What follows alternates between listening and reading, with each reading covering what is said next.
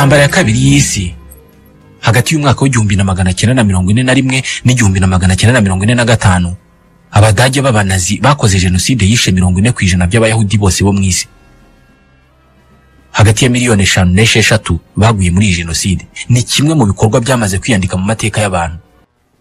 Bagusabye kubara inkuru ivuga amateka y'abantu kuva bagera ku isi, washyiramo igihe abantu batangiriye kugendera ku maguru abiri, bakavumbura umuriro, bagatangira gukora ibikoresho, bakavumbura inganda, bagakorera abayahudi jenoside, ugakomeza. Ku itariki ya 30 y'ukwa mbere mu 1933 perezida w'Ubudage Hindenburg yagize Adolf Hitler umuyobozi wa guverinoma y'Ubudage. Iki gihe Ubudage bwari mu bibazo bikomeye cyane kubera ko gutsindwa intambara ya mbere y'isi byari byaratumye bucibwa amafaranga menshi, bunafatirwa ibihano bikomeye kubera ko ibihugu bimwe na bimwe bwari bwarakolonije bwarabyambuwe bihabwa abatsinze intambara. Ubudage bwahawe ibihano ku buryo bwumvaga bwarakojejwe isoni. Iki gihe ubukungu bw'Ubudage bwasaga n'uburambaraye hasi ku butaka.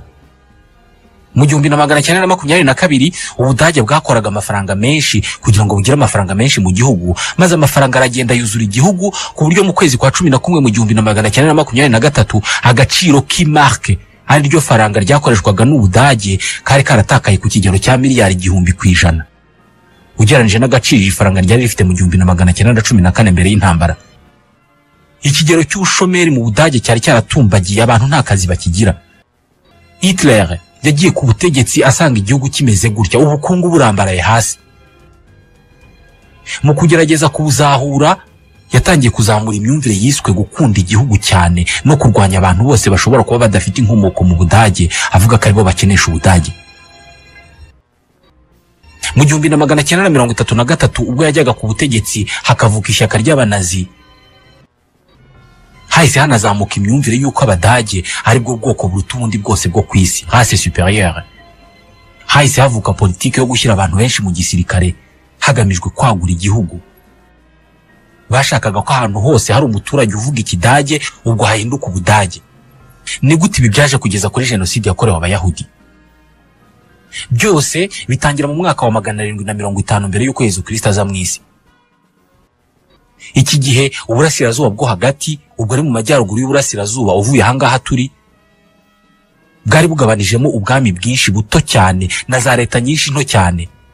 Zari zikikijwe n'ubwami bw'abami bw'ibihangange bwa Asiriya mu majyaruguru n'ubwami bw'abami bwa Misiri mu majyepfo.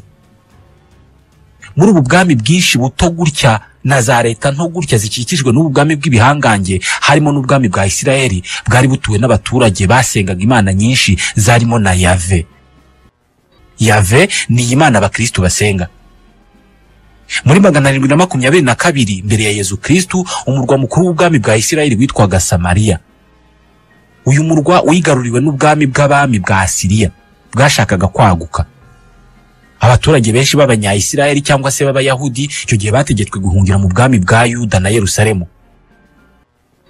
Kera kabaye aha bahungiye naho baje kuhasangwa n'ingabo za Asiriya zakomezaga kwagura igihugu zigana mu majyepfo hafi ya Misiri. Asiriya yakomeje kwigarurira ibice byarimo Isirayeli kugeza mu mwaka wa 611 mbere ya Yesu. Birumvikana ubwo umurwa mukuru wa Asiriya witwaga Ninive nawo wigarurirwaga n'Abanyababiloni. Iki gihe Asiriya nayo yari imaze kugwa. Ibyahoze ari ubutaka bwayo bwatangiye kwigabanywa na Misiri na Babiloni yari imaze kuyitsinda. Uru rugamba rwo kwigarurira ubutaka bwa Isirayeli n'ubundi bwami narwo rwatsinzwe na Babiloni itsinze Misiri. Gusa abari batuye Yerusalemu banze kwigarurirwa n'Abanyababiloni, barigaragambya. Ingabo za Babiloni ziraza zirabarwanya zirabatsinda. Abaturage benshi bategekwa kujya kuba muri Babiloni. Kera iyo watsindaga ubwami bwabaga bubaye ubwawe, abaturage baho bakaba bawe bakaza mu gihugu cyawe. Muri 535 mbere ya Yesu iyi Babiloni nayo yigaruriwe n'ubundi bwami bw'Abaperse bwitwaga Akemenide. Ubu bwami bwarwanije Babiloni buhita bwigarurira ibice byose byari bifitwe na Babiloni. Abanya-Isirayeli cyangwa se Abayahudi bakomezaga guhererekanywa hagati y'ubwami butsinze intambara. Umwami w'Abakemenide iki gihe yategetse ko ubwami bwose abohoye busubirana ubutaka bwahoranye mbere. Abayahudi cyangwa se abanyayisiraheli bahise basubirana ubutaka bwabo bwa mbere yuko bigarurirwa n'abanyasiriya. Benshi bahise basubira i Yerusalemu bajya kubaka umujyi wabo, banahubaka urusengero rwa Salomo, banandika Tora. Iki ni igitabo cy'amategeko bavuga ko Imana yahaye Musa. Muri 334 mbere ya Yezu, umwami muto wari umusore wa Macedonia witwaga Alexandre le Grand yafashe icyemezo cyo kwigarurira ubutaka bwose bwari buzwi icyo gihe. Bya bindi Abayahudi bari barubatse byose yarabisenye. Mu myaka 10 yonyine uburasirazuba bwo hagati yari yamaze kubwubaka imijyi mishya. Gusa ku myaka 32 y'amavuko Le Grand yaje gupfa, agwa i Babiloni adasize uzamusimbura ku ngoma. Ubwami bwe bwose bwigabanywa n'abajenero be, nabo babugabanyamo ubwami bwinshi buto buto. Muri ubu bwami bwinshi buto buto bagabanyije harimo n'ubwayoborwaga n'abitwa Abaptoleme. Aba Baptoleme bari Abayahudi, bashinga umurwa mukuru wabo Alexandria. Aha ni naho bahinduye cya gitabo cy'amategeko mu Kigereki, bacyandika mu Kigereki. Hashize ikinyejana kimwe uwo bwami nabwo bwigarurirwa n'Abaromani. Insengero zose bari barubatse zirasenywa. Umujyi wa Yerusalemu bari barongeye guhagarika urasenywa. Hasigaye urukuta rumwe rwonyine bise Mur de Lamentation. N'uyu munsi ruracyahari, niho hantu hatagatifu ku Bayahudi. Iki gihe Abayahudi benshi barishwe ndetse babuzwa kongera gukandagira muri Yudeya yahoze ari umurwa mukuru wabo kera. Abenshi bahungiye ahitwa Galileya no mu bundi bwami. Mu myaka ya za 400 nyuma ya Yezu, ubwo ubwami bw'Abaromani bwendaga guhirima, Ubukristo nibwo bwari idini rikomeye mu isi. Yezu yari yaraje mu isi ahamara imyaka mike 33, ariko asiga havutse imyemerere yitwa Ubukristo. Yerusalemu yahise ihinduka ahantu hatagatifu umucunguzi yabaye igihe kinini. Abayahudi batemeraga Yezu nk'umucunguzi kubera ko batiyumvishaga uburyo yaba umucunguzi kandi atarazanye amahoro mu isi ngo anabasubize ku butaka bwabo. Iki gihe benshi barishwe bahorwa ibi, abandi barirukanwa barameneshwa. Mu mwaka wa 700 ubwo havukaga Islam, Abarabu batangiye kurwana intambara zo kwagura idini. Abayahudi barabashyigikira kubera ko bibwiraga ko nibashyigikira Abarabu bazabaha agahenge bakanabafasha gusubira ku butaka bwabo. Iki gihe Abarabu koko baraboroheye. Abarabu bari barigaruriye ibice byinshi, nibwo bubatse umusigiti muri Yerusalemu ya kera uzwi nka Dôme de Rocher. Abayahudi nabo kubera ko bari borohewe n'Abarabu bubatse bimwe mu bikorwa muri uwo mujyi. Uyu mujyi wahise wisanga urimo ibyicaro by'imyemerere itatu y'abantu bose basenga Imana imwe, bose bavuga ko ari ahantu hatagatifu: Abakristo, Abayisilamu ndetse n'idini ya Judaisme y'Abayahudi. Hani naho amakimbirane ya Israel na Palestina ashingiye. Iki gihe Abarabu bigaruriye igice kinini kugera mu cyitwa Péninsule Ibérique. Aha ni muri Espagne na Portugal y'ubu. Iki gihe 5% by'abari batuye muri ibi bice bari Abayahudi. Aba Bayahudi 5% bari ahangaha basaga nabubashywe kubera ko nibo bari babitsa amateka. Nibo baturage bari babitsa amateka y'ibihe bya kera mbere y'uko Yezu Kristo aza mu isi. Banabubahiraga ko bari abacuruzi beza, bacuruzanyaga n'impande zombi. Bacuruzanyaga n'Abayisilamu bagacuruzanya n'Abakristo. Uku gusa naho bakundwa na bose byaborohereje gukwira mu Burayi bw'uburengerazuba bwose. Uko niko batangiye gukwira mu Burayi bwose. Gusa muri iki gihe hari Abakristo b'abaheza nguni b'Abanyaburayi, uko bahuraga n'Umuyahudi baramwicaga. Aho bababonye hose barabicaga babashinja kwica Yezu. Mu 1347 mu Burayi hadutse indwara y'ubushita, yica 1/2 cy'abaturage b'u Burayi. Abayahudi batemeraga Yezu bashinjwe kuba aribo bakuruye umuvumo, ndetse banashinjwe kuroga amariba bateramo iyo ndwara. Barongeye baricwa, baranameneshwa. Aho bageraga hose barirukanwaga, bigatuma bakwira hose. Uku nanone niko bagendaga bakwira mu Burayi bwose, ku buryo hariho hose muri icyo gihe washoboraga kuhasanga Umuyahudi. Muri Espanye abami b'abagatulika bategetse abayahudi kuba abakristo, bitaba ibyo bakahava. Bamwe barimutse bajya mu bwami bwa Turukiya bwo noneho bwabakiraga. Mu 1500 Polonye na Lithuania nabyo byatangiye politike yo kwakira abayahudi, maze hahinduka ubutaka abayahudi bisangaho. Mu 1700 abayahudi muri ibi bihugu bari 300,000, hafi kimwe cya kabiri cy'abayahudi bose bo mu isi. Mu 1648 abaturage muri Ukraine barigaragambije bashaka kwirukana ubutegetsi, bashinja abayahudi kugirana umubano wihariye n'ubutegetsi bashakaga kwirukana. Abarenga 100,000 barishwe cyangwa se barameneshwa. Abagera ku 900 muri bo bisanze mu bwami bw'abami bw'Uburusiya. Aha ntabwo bari bahawe ikaze na gato, kubera ko bahise batangira guhigwa bukware n'abaturage bitwaga abapogrome. Abenshi muri bo iki gihe batangiye guhungira muri Leta Zunze Ubumwe za Amerika no mu Burayi bw'Uburengerazuba, aho noneho ubuzima bwabo bwatangiye kuba bwiza. Aha niho mu 1897 habaye inama ya mbere y'abayahudi ikabera i Bale mu Busuwisi, igamije kureba uko abayahudi bakemura ikibazo cyo kubaho biruka, maze bakubaka igihugu cyabo muri Palestine. Hashize imyaka mike inama ibaye, intambara ya mbere y'isi iratangira. Ubwami bwa Turukiya n'Ubudage batari barashimishijwe n'igitekerezo cy'uko abayahudi bakubaka igihugu cyabo muri Palestine, batangiye kubarwanya. Ibihugu biri mu Bwongereza, Ubufaransa na Leta Zunze Ubumwe za Amerika byo byari bishyigikiye abayahudi, byari binashyigikiye ko bubaka igihugu cyabo. Intambara ya mbere y'isi kirangira, murabyibuka, mu 1933 Hitler yagiye ku butegetsi ashyiraho politike y'uko Abadage ari ubwoko busumba ubundi bwose bwo ku isi. Abayahudi batangira gufatwa nk'ubwoko butagira icyo bumaze usibye kurya iby'umuryango mugari wakoreye. Mu 1925 Adolf Hitler yanditse igitabo yise Mon Combat, intambara yanjye. Muri icyo gitabo hari aho yagiraga ati, umuyahudi ni kandi azahora ari icyonnyi, ni agakoko kica kandi gakwirakwira hose kandi vuba. Aho akandagiye abaturage bamwakiriye bahita bazima mu gihe kitari kinini. Iyo bidateye kabiri, umuyahudi ahita yinjira mu bukungu bw'aho ageze.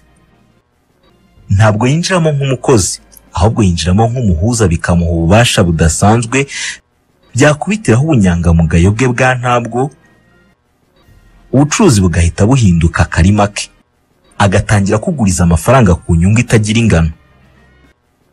Umuyahudi ni nk'umusundwa ufata abaturage ukabanyunyuza. Aya namwe mu magambo make ari mu gitabo cya Adolf Hitler kiganjemo urwango ku bayahudi. Hagati y'umwaka w'1933 n'1939 abayahudi 5,000 barishwe. Amaduka yabo arasahurwa, aratwikwa hirya no hino mu Budage. Abanazi bifuzaga ko nta muyahudi wabarizwa ku butaka butegekwa n'Ubudage. Banasa n'ababigezeho kubera ko birukanye hafi kimwe cya kabiri cy'abayahudi b'Abadage mu myaka 6 yonyine. Bahungira mu bihugu hirya no hino mu Burayi, bimwe muri byo byari bituranye n'Ubudage. Abenshi bahungiye mu Bufaransa, abandi bahungira muri Amerika. Hagati y'umwaka wa 1939 n'1941 Ubudage bwigaruriye Polonye, Autriche n'ibihugu by'Uburayi bw'Uburengerazuba. Abayahudi bari barahungiye Abadage muri ibyo bihugu bongeye kwisanga mu Budage. Abayahudi 3,000,000 bahise bisanga mu bice bigenzurwa n'Ubudage. Aha niho hatangiye ibikorwa byo kujya bakoranyiriza hamwe abayahudi bari baranashyizweho ibimenyetso, kubera ko bategekwaga kwambara inyenyeri y'umuhondo ku myambaro yabo. Babakoranyirizaga hamwe bakaraswa, abandi bagafungiranwa mu mazu, bakoherezwa za gaze zibica. Abarenga miliyoni bishwe muri ubu buryo. Iki gihe hanabagaho ibyitwaga deportation, kurema inkambi mu bihugu Ubudage bwari bwarigaruriye, hakaba ariho hajyanwa abayahudi bakicirwayo. Inkambi yamenyekanye cyane ni ya Auschwitz muri Polonye, ahiciwe abayahudi 1,100,000. Iyi nkambi yari icyarimwe inkambi ikorerwamo imirimo y'agahato, ikaba inkambi bafungiramo, n'inkambi yiswe centre de mise en mort cyangwa se aho abantu bicirwa. Ahandi hitwaga Treblinka, naho ni muri Pologne. Iyo yari inkambi yo kwiciramo abayahudi gusa. Izi nkambi zacungwaga n'abitwaga SS. Bari abasirikare b'Ubudage bari bashinzwe kurinda inkambi. Babicaga urupfu rubi rutabayeho kenshi. Babafungaga mu buryo bubi, babapakiraga mu mazu ari ibihumbi. Ayo mazu akuzura ku buryo nta wundi muntu n'umwe wajyamo. Yamara kuzura bakabasaba kuzamura amaboko. Bazamura amaboko hakaboneka undi mwanya, bakongeramo abandi. Nabo bamara kuzura bose bazamuye amaboko, abana bato bakajya babajugunya hejuru, barangiza bakoherezamo ibyuka byica. Abari hagati ya miliyoni 5 n'esheshatu bapfuye muri ubu buryo. Kwa Adolf Hitler inshuro nyinshi yigereranyaga n'ikirura. Yari afite imbwa yise Wolf, bivuga ikirura mu Kidage. Nawe yakundaga ko bamwita Wolf. Bivugwa ko imbere y'abasirikare bakuru be yavugaga ko we ari Mal Alpha, inyamaswa y'ingabo y'inkazi itegeka izindi zose. Ubudage bwose uko bwakabaye bukaba inyamaswa zimugaragiye, we nka Mal Alpha. Kuri we umuryango mugari w'abantu mu batuye isi yose uba ugomba kugendera ku mahame amwe n'agenderwaho n'inyamaswa mu ishyamba. Ihame ry'uko urusha abandi ububasha ari ubategeka, la loi du plus fort. Yizeraga ko ibinyabuzima byose byo ku isi bibaho mu buzima bwo guhangana kuva bibayeho kugeza bipfuye. We n'abanazi bizeraga ko muri iryo hangana ibinyabuzima by'ibinyabubasha birokoka bikabaho, hanyuma ibinyantege nke bigapfa bikavaho kubera ko nta mwanya biba bifite ku isi. Bavugaga ko muri uko kubyuka twiruka dusiganwa dutanguranwa ubutunzi, abo ububasha bukomeye baburonka bagatunga bagatunganirwa bagakira, abo ububasha buke bakicira isazi mu maso ndetse bagapfa. Rimwe ubwo yavugaga ku bwicanyi n'urwango n'agashinyaguro k'abanazi ku Bayahudi, yaravuze ati y'injangwe iri y'imbeba. Icyaha kibi cyane, kibi cy'injangwe cyangwa kibi cy'imbeba. Aha yashakaga kuvuga ko ari ibisanzwe kandi ko biri muri kamere k'umuntu kugerageza gutsikamira no gukuraho abandi, cyane cyane abafatwa nk'abanyantege nke. Iki gihe nibwo Hitler yatangiye kuvuga ko abanyaburayi kavukire bafite abakurambere kavukire k'Uburayi ari bo bwoko busumba ubundi bwose bwo kwisi, babita ba Aryen. Kuri we aba nibo bagombaga gutegeka isi kandi bakagira uburenganzira ko ugomba kubaho n'ugomba gupfa, kubera ko nibo bafite imiterere ibemerera kuba kuri iyi si. Yatekerezaga ko umumaro w'inyamaswa y'inkazi mu ishyamba ari ugusukura ishyamba. Gusukura ishyamba kw'inyamaswa y'inkazi ni ukurya utunyamaswa twose tw'utunyantege nke. Nawe rero yibonaga nk'ufite iyo nshingano hano ku isi. Ibi ni ibitekerezo byakwirakwijwe mu banazi mu Budage hose no mu bindi bihugu mu Burayi, kandi ibyo ngibyo abantu bakabitozwa bakiri abana. Mu mashuri, mu isomo ry'ibinyabuzima, abana batangiye kwigishwa ko abantu n'izindi nyamaswa bubahiriza amahame kamere amwe. Mu bitabo abana bigiragamo ibigize umubiri w'umuntu. Mu kwiga umubiri w'umuntu batangiraga babasobanurira ko nta tandukaniro riri hagati y'umubiri w'umuntu n'umubiri w'inyamaswa. Inkwavu zororoka mu buryo natwe twororokamo. Iyo umworozi ashaka kubona urukwavu rwiza rero hari amahame agomba gukurikiza. Hanyuma iyo muri ibi bitabo bageraga ku bantu, bagaragazaga amasura cyangwa se imiterere umuntu akwiye kuba afite n'iyo adakwiye kuba afite. Niba abantu n'inyamaswa ari bamwe rero, abanazi bahise batangira gutekereza uburyo bwo korora abantu. Aborozi bazi guhitamo cyangwa se gutoranya ubwoko bw'amatungo borora. Bafata amatungo bavuga ko ari meza kandi afite ingufu n'umubiri ufite ububasha, bakayabangurira ku yandi bavuga ko nayo ari ubwoko bwiza, maze akabyara andi matungo meza cyane. Uko niko dufite inka zikamwa ibinyacumi by'amaritiro ku munsi. Ingengabitekerezo y'abanazi uko yakabaye kose yari yubakiye ku bumenyi bw'umubiri w'ibinyabuzima, guhitamo bimwe no gushyira ibindi ku ruhande. Ku itariki ya 14 y'ukwezi kwa 7 mu 1933, Ubudage bwatangije politike yo guhindura ingumba no gufunga inzira zo kororoka ku bantu bafite ubumuga. kurema umuntu w'igitangaza ufite ingufu n'ububasha n'ubuzima bwiza kurusha abandi nabyo byahise bitangira. Abaturage bashishikarizwaga gukora ibishoboka byose kugira ngo babyare abana bafite ubuzima buzira umuze, bazagira ingufu nyinshi cyane ku buryo bazarwanira Ubudage. Abatari muri ubu bwoko bw'Abarien ni abanyantege nke bagomba kuvaho, Ubudage bugaturwa n'ubwoko bavugaga ko ari buzima cyane kurusha ubundi, buzira icyasha. Hagati y'umwaka w'1933 n'1945 guverinoma y'Ubudage yashyizeho ibyanya byinshi bikomye by'inyamaswa z'igasozi.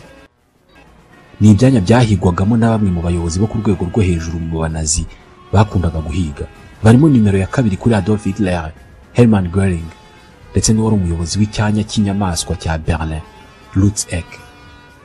Aba nibo banazi bakuru bizwi ko bakundaga guhiga. Aba bombi bari banahuje urukundo rwo kumenya ubuzima bw'ibinyabuzima. Uko guhuza kwabo kwaje kuvamo umushinga wahitanye ibihumbi by'abantu ugamije kuzura imwe mu nyamaswa z'inkazi yari yarazimye yaravuye ku isi mu myaka 300. Ku itariki ya 22 y'ukwezi kwa gatandatu mu 1941, mu buryo butunguranye Adolf Hitler yafashe icyemezo cyo gutera Leta Zunze Ubumwe z'Abasoviyete. Mu minsi mike yari amaze komeka ku Budage ibice bike byari bisigaye kuri Pologne. Gusa ingabo ze zigeze ahari umupaka wa Pologne na Bielorusi uyu munsi zamaze igihe kinini mu ishyamba rinini ryari rihari ryitwaga Bielowieza. Iri shyamba rya Bielowieza ryari ryarahungiyemo ibihumbi by'abanyapolonye bari baratwikiwe inzu n'ingabo z'Ubudage. Aba baturage bahuye n'ibibazo bikomeye cyane muri iri shyamba. Mu gihe cy'amezi Abadage bajagajaza iri shyamba rya Bielowieza, barikuramo umuturage uwo ari we wese wari wararihungiyemo. Barabishe, abo batishe bakababoha bakabajyana mu Budage mu nkambi zaboherwagamo Abayahudi n'abandi bafatwaga nk'abanzi b'igihugu. Iri shyamba bashakaga kurikuramo aba bantu kubera ko bashakaga kuryororeramo imwe mu nyamaswa z'inkazi zabayeho, ikaba umukurambere w'izi nka tworoye uyu munsi ndetse n'imbogo. Auroch, uyu wari umushinga wa Hermann Göring, wari umuyobozi wungirije w'ishyaka ry'abanazi, ndetse na Lutz Eck wayoboraga icyanya cy'inyamaswa cya Berlin. Iri shyamba niryo bari baratekereje kuzakoreramo uyu mushinga wo kongera kurema inyamaswa y'inkazi. Bashakaga gushyira inyamaswa mu ishyamba rya Bielowieza kubera ko bavugaga ko ari ishyamba ry'umwimerere ritigeze rikorwaho n'umuntu, ari nayo mpamvu batashakaga abantu baribamo. Bashakaga ko inyamaswa y'inkazi ivukira ahantu hayo hatagize icyo hahindurwaho n'abantu. Iri shyamba ryari rinarimo izindi nyamaswa zari zarazimye mu bindi bice by'Uburayi. Mu bihumbi by'imyaka, amashyamba y'Uburayi, Aziya n'amajyaruguru ya Afurika yarishagamo izi nyamaswa z'inkazi ziswe Auroch. Yari inyamaswa imeze nk'imbogo ariko nini cyane kurusha imbogo. Zigomba kuba ari zimwe mu nyamaswa zateraga ubwoba abantu babayeho mu bihumbi by'imyaka ishize. Mu bishushanyo byavumbuwe mu buvumo bw'ahitwa Lascaux mu Bufaransa, byashushanyijwe n'abantu bariho mu myaka 17 ishize, bashushanyijemo na Auroch. Nizo nyamaswa nini zo ku butaka zabaga mu Burayi icyo gihe. Yabaga ari inyamaswa y'umukara ipima metero 1 na santimetero 80 z'uburebure, ni ukuvuga kuva hasi ku binono kugera ku mugongo. Iyi ntabwo yari inyamabere ushobora kujya munsi ngo urakama. Yari inyamaswa ifite ibisabwa byose ngo yitwe inyamaswa y'inkazi y'igasozi. Jules César yazivugaga nk'inyamabere nini nk'inzovu, zikagira ingufu zingana nk'iza Hercule. Hercule wagereranywaga na Auroch yari umuhungu w'Imana y'Abagereki yitwaga Jupiter. Akaba umuhungu wari ufite ingufu ziruta iz'ibindi binyabuzima byose byabaye ku isi, yashoboraga guterura toni 100. Auroch rero yagereranywaga na Hercule. Yazimye mu 1627. Iyi niyo nyamaswa abanazi bashakaga kwigereranya nayo no kongera kuyizura ikagaruka mu Budage. Hermann Göring na Lutz Eck bavugaga ko niba iyi nyamaswa yarazimye mu myaka 300 ishize, uturemangingo twayo tugomba kuba turi muri zimwe mu nka, imbogo cyangwa izindi nyamaswa zo muri ubu bwoko. Bashakaga inyamaswa yose yaba isa na Auroch kugira ngo bayikuremo intanga, bazibangurize izindi nyamaswa nk'imbogo, barebe ko havukamo Auroch. Icyo bashakaga ni inyamaswa y'inkazi kandi igira amahane kandi iteye ubwoba, ikagira ubushobozi bwo gutegeka inyamaswa zose mu ishyamba. Ishyaka ry'abanazi ryahaye Lutz Eck ingengo y'imari ihagije cyane, ubundi azenguruka Uburayi na Amerika y'Amajyepfo ashakisha inyamaswa yose yagira imiterere n'imyitwarire nk'iya Aurok. Yarebye imfizi za mbere nini zariho icyo gihe muri Amerika y'Amajyepfo, hareba imbogo n'izindi nyamaswa zo muri ubu bwoko mu Burayi no muri Amerika. Inyamaswa zose zo mu bwoko bw'inka n'imbogo ziteye ubwoba yarazizanye, bazishyira mu cyanya cy'inyamaswa cya Berlin, ubundi batangira ubushakashatsi. Mu mpera z'umwaka w'1942, nyuma y'imyaka myinshi y'ubushakashatsi bwo kubangurira inyamaswa zitandukanye z'inkazi ndetse no kuvangavanga uturemangingo twazo, Lutz Eck yamurikiye abayobozi b'ishyaka Aurok yakoze. Yari inyamaswa y'inkazi koko, ariko itari inka n'ibi mbogo. Yari Aurok yagarutse ku isi nyuma y'imyaka 300 izimye.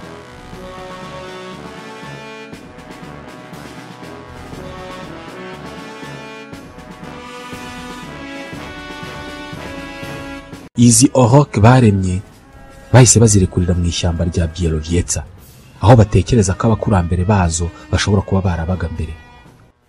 Mu mpera z'umwaka w'1943, iri shyamba ryari rimaze koherezwamo izi nyamaswa zigera kuri 50. Ikibazo nuko muri iki gihe Abadage bari baratangiye gutsindwa mu ntambara. Kuzitaho byahise bihagarara. Ntawe uzi mu by'ukuri uko byazigendekeye intambara ikirangira, ariko hari amakuru avuga ko abantu baziriye intambara ikirangira kubera ko bari bashonje. Ikindi kandi nta muntu wazishakaga kubera ko zari inyamaswa z'inkazi ziteye ubwoba zishobora kwica icyo ari cyo cyose, kandi zigaragaza politike y'urwango n'ikandamiza by'abanazi.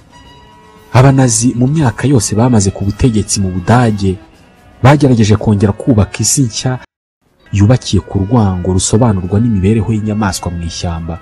Bagerageje kwifashisha siyanse mu gusobanura uko amacakubiri n'urwango mu bantu ari ngombwa cyane kubera ko isi nuko iremye. Amahirwe nuko ibyo ngibyo byahindutse.